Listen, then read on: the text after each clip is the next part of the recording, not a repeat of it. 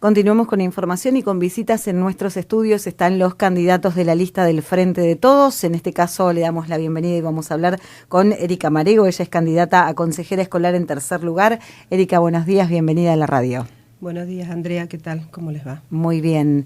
Bueno, te conocemos y hemos tenido entrevistas en tu función de docente, de directora, pero hoy estás integrando una lista política. La misma pregunta que venimos haciendo porque las listas han incorporado mucha gente nueva a la política partidaria. ¿Cómo llega la oportunidad de integrar la lista y qué te llevó a aceptarla? Bueno, buena pregunta. Sí, nosotros nos conocemos, como vos decís, por las entrevistas, por mi historia trabajando en el CEP, en Magdala, la Escuela Agropecuaria, hace 22 años que trabajo ahí, desde que me recibí. ¿Y qué me lleva a aceptar la propuesta? Un poco lo que veníamos hablando fuera del aire, la cuestión de participar, de ser protagonistas en la actividad comunitaria, que es la que puede, digamos, darle o quitarle derechos a las personas por las que uno ha estado trabajando estos 22 años. Digamos, en la actividad política que uno desarrolle, puede estar trabajando a favor de que esos derechos se apropien, o sean, sí, que las personas se apropien de esos derechos, o no. En este caso, cuando me proponen, pienso en este lugar, puedo trabajar por esos derechos, por los que desde lo comunitario, desde el territorio, hace 22 años que vengo trabajando, y desde el lugar de educador, en principio, y en los últimos años en la gestión escolar. Pero digo, desde este lugar, y en este lugar, en este lugar político, en este lugar... puedo estar trabajando por eso, creo, por lo menos, y ha ayudado por la experiencia, mucha o poca, que me ha dado de estar trabajando hace 22 años, ya te digo, más los años de formación en educación, por los jóvenes que por ahí pertenecen a un sector que, si no estamos constantemente trabajando por ellos, estos derechos de los que yo te hablaba tienden a perderse. ¿Qué crees que podés aportar desde el Consejo Escolar en cuanto a lo que es el funcionamiento del Consejo Escolar? ¿Has tenido contacto con la función? ¿Has podido hablar con los consejeros que ya están cumpliendo funciones dentro del Consejo, como para entender de qué manera uno puede lograr este objetivo de sostener y defender los derechos de los alumnos desde el ámbito del Consejo? Yo entiendo que el Consejo Escolar es un ámbito de gestión, de cuestiones por ahí que tienen que ver claramente con lo administrativo o con lo estructural y no con lo pedagógico. Si vos me preguntás, a mí personalmente me gusta mucho más lo pedagógico, pero entiendo que sin esa estructura, llamémosle edilicia, por lo de infraestructura, llamémosle de transporte, por la cuestión de que los alumnos puedan acercarse a la escuela, porque si no están en la escuela, nada comienza de estos procesos. Llámese servicio alimentario escolar, porque si los alumnos no se pueden alimentar, mucho menos puede empezar este proceso que yo te digo. Digamos, si bien a mí lo que más me gusta es lo pedagógico, lo filosófico, lo psicológico, digamos, para eso me preparé. Esto estructural, si no está, y en estos tiempos que es muchísimo más necesario, porque, digamos, cualquiera que me quiera decir que ahora no es más necesario que hace 8 años, 6 años atrás, los invito a que me acompañen todos los días, y pueden ver claramente que hoy es mucho más necesario que esa estructura esté mucho más firme que antes, porque es una estructura que la familia no puede sostener. Entonces, lamentablemente, la escuela o la educación tiene que tener esa estructura mucho más firme.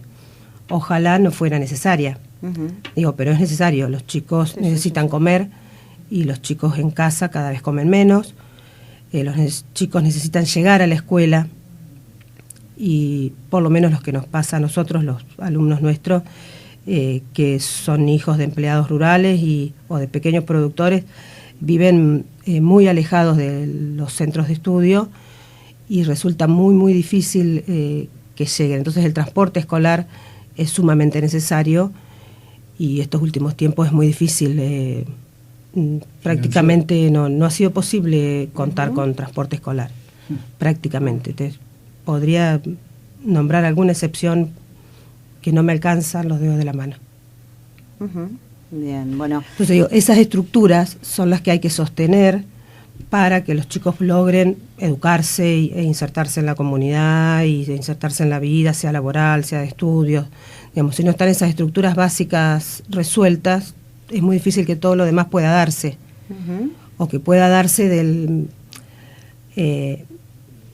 digamos, con las mismas oportunidades para todos. Y las mismas oportunidades para todos no es darles a todos lo mismo. Hay gente que necesita más para poder llegar al mismo lugar. Seguro. ¿Has tenido oportunidad de hablar con el bloque de consejeras escolares que hoy trabajan por la misma línea política en la que hoy estás representando para entender qué es lo que falla o qué es lo que falta para que este transporte escolar o este servicio alimentario o esta infraestructura no se esté dando en las condiciones que corresponde? Sí, yo desde mi gestión, bueno, vos sabés que estoy en la dirección de esta escuela, también sabés los inconvenientes que hemos tenido últimamente que tienen que ver con estas fallas estructurales. He podido hablar con los dos bloques que conforman el Consejo Escolar. Y sí, tengo las respuestas de unos y de otros, que en algunos casos son diferentes y en otros casos son parecidas. Claro que sí, tengo las respuestas de por qué algunas cosas no llegan donde tienen que llegar. Veremos una vez si se da la oportunidad de estar trabajando junto a ellos, no solo con los de mi bloque, digo, con todos, una vez que estemos todos trabajando por la misma cuestión, ver de qué manera se pueden resolver estas situaciones, nada más, digamos, dejando de lado por ahí las cuestiones políticas, en el sentido de los enfrentamientos. Sí, digo, partidarias, más que políticas. Sí. Yo, si me permitís, quiero aportar algo a esto. ¿Cómo no? Nosotros tenemos un PBI, ¿sí? Hay una ley de educación que fue sancionada, que es la Ley Nacional de Educación, donde se debe aportar el 6% del PBI. En este momento creo que estamos peor que Menem. O sea, Menem era el 3%, por eso se sancionó esto. Y históricamente el que más aportó a esto, por ejemplo, fue Arturo Illia, que fue, creo que si mal no me falla la memoria, un 49%. Por eso fue antes de Kirchner, donde más egresados hubo en las universidades y demás. ¿Sí? Por eso yo te voy a hablar de la historia, del contexto y, como te digo, de la experiencia personal. Hoy, digamos, no se respeta la ley, o sea, ellos están, por eso tenemos los problemas en infraestructura, en los comedores, en todo, en el gobierno anterior. ¿Qué pasa? Había becas para los alumnos, llegó materiales a todas las escuelas, hubo algunos directores que no se preocuparon por hacer las cosas como las tenían que hacer. Yo mismo como inspector tuve que intervenir para que bajaran los recursos, ¿sí? Entonces, bueno, siempre son las personas las que obstaculizan las cosas. Si un país, digamos, debería ser serio, yo creo que debería invertir en educación. O sea, qué mejor posibilidad de cambio social. ¿Qué queremos? A ver, ¿qué es lo que pretendemos? Entonces, por eso digo el contexto. O sea, tiene que haber un contexto nacional, provincial, ¿sí? Y local. O sea, eso tiene que haber una política que baje. O sea, si esa política no baja desde Nación, en este momento yo creo que la inversión debe ser 1 y pico %.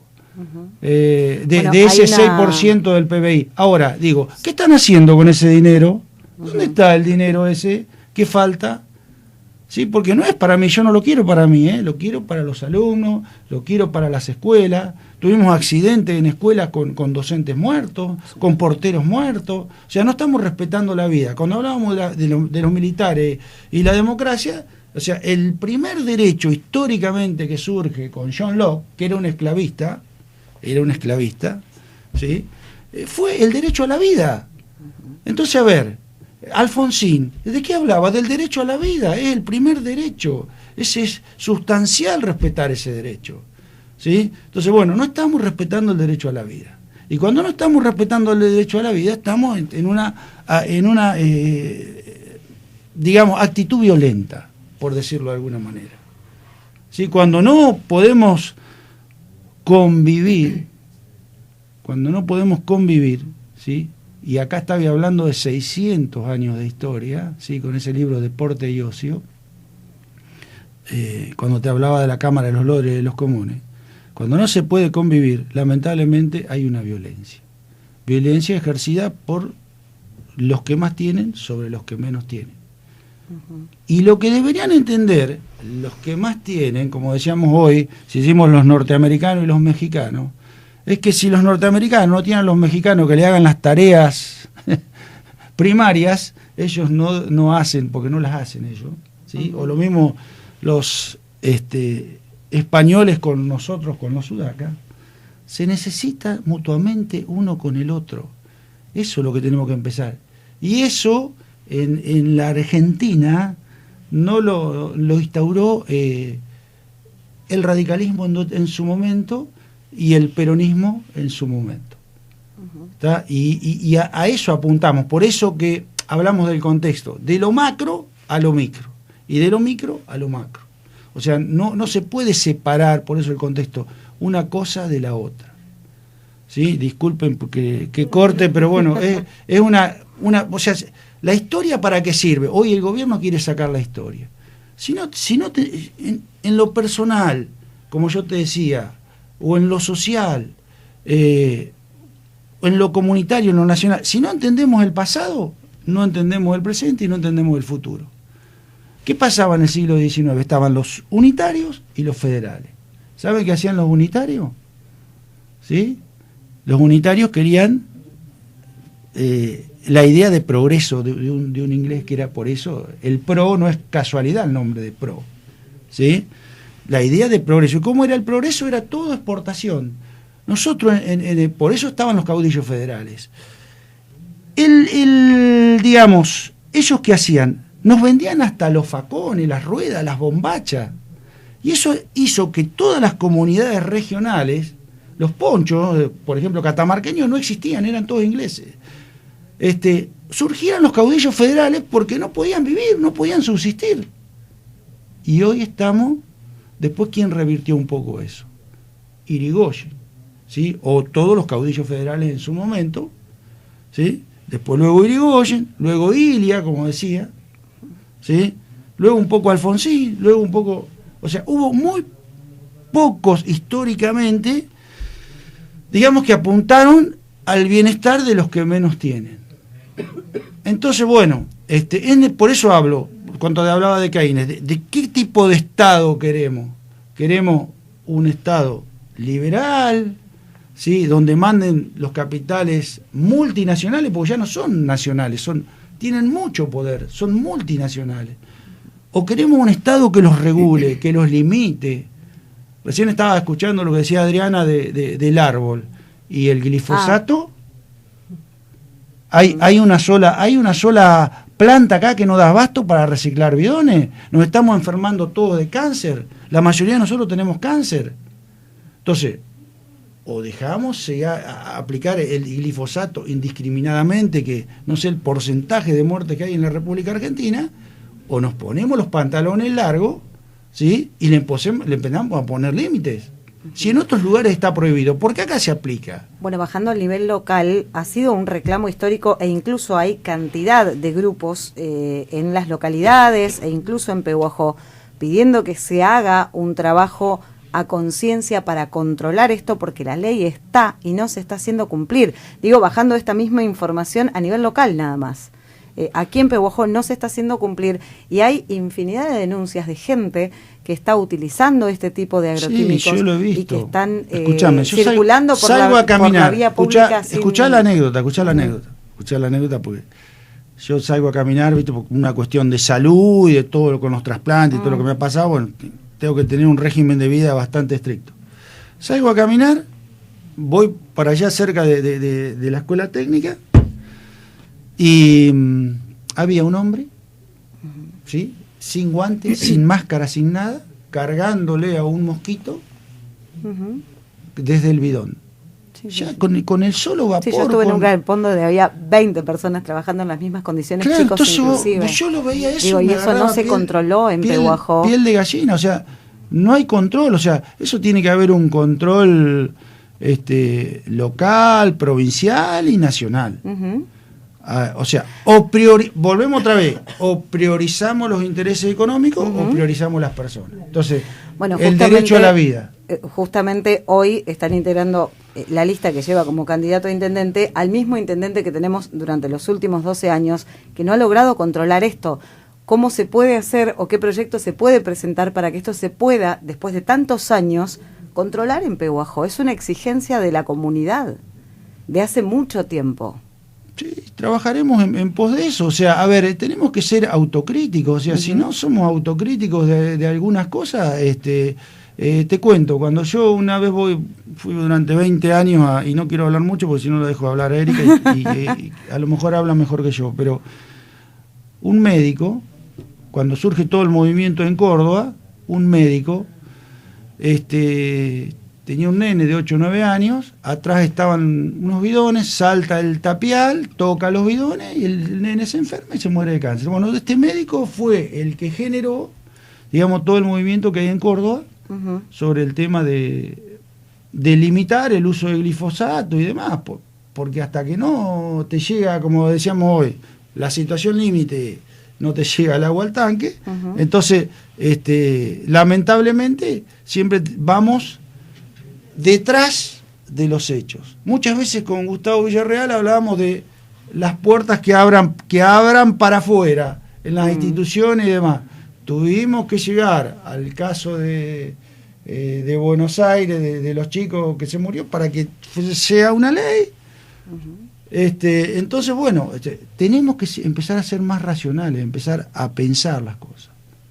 Empezar a pensar, pero en función del bien ajeno, del otro. Es así. Bien. Bueno, nos quedamos sin tiempo. Les agradezco muchísimo la visita. Por supuesto que a lo largo de la campaña seguramente nos seguiremos viendo con ustedes y el resto de los candidatos para mostrar un poco la propuesta a la comunidad, para mostrar a la gente cuál es la idea de proyectar por Pehuajó en el caso de llegar a los puestos a los que aspiran. Bueno, muchas gracias. Y en parte, déjame decir que en parte de la decisión de formar parte o no de la lista que me habían propuesto es por esto, digamos, porque personas a las que he admirado siempre, como Carlos Amoroso que está acá, por eso lo dejé hablar muchísimo, porque debe haber pocas personas que saben tanto como él y que pueden decirlo de esa manera. Cuando vi las personas que estaban en este lugar, digo, probablemente estén en el lugar correcto, por eso. Bien. Bueno, ojalá así sea y ojalá se puedan cumplir los proyectos con los que llegan a esta función. Gracias. Sí, muchas gracias por el espacio y bueno, yo creo que definitivamente nos enfrentamos a dos modelos de país. Un modelo que privilegia, digamos, las corporaciones multinacionales, ¿sí? Y un modelo que los trata de limitar con sus fallas, ¿sí? Entonces, bueno, cada uno deberá tomar una decisión de qué lado quiere estar. O sea, yo en este momento de mi vida y con todo lo que me ha pasado, digamos, como una cuestión personal, me hago responsable de mis actos, de los buenos y de los malos. Y cuando vos te haces, creo que responsable de los buenos y de los malos, no tenés nada que ocultar. Entonces, como no tengo nada que ocultar y puedo escuchar y mirar de frente a las personas, que creo que eso es lo valorable de la vida y de la política. Así que bueno, muchas gracias por el espacio, un saludo a toda la audiencia y bueno, sí, cuando ustedes crean conveniente convocarnos, de venir a charlar y hablar, a debatir y ver en qué podemos ayudar y mejorar esto y mejorar lo que yo digo, la industria cultural, que es lo que tenemos en Pehuajó, la educación, porque vive mucha gente de eso. Por eso nosotros apostamos mucho al Instituto de Educación Física, hoy ya jubilado, pero seguimos trabajando de afuera a través de una asociación de estudiantes y profesores, haciendo seminarios, simposios, trayendo gente capacitada. ¿Para qué? Para que esta fuente de trabajo que tenemos nosotros acá, que es la educación, que es la que permite el salto social, digamos, y permite otras posibilidades, pueda seguir funcionando y podamos hacer crecer a Pehuajó, porque de eso se trata. Bien. Muchísimas gracias. No, por favor, gracias a usted. Los candidatos de el Frente de Todos: Carlos Amoroso, candidato a concejal en quinto lugar; Erika Marego, candidata a consejera escolar en tercer lugar, nos visitaron en esta mañana de la radio.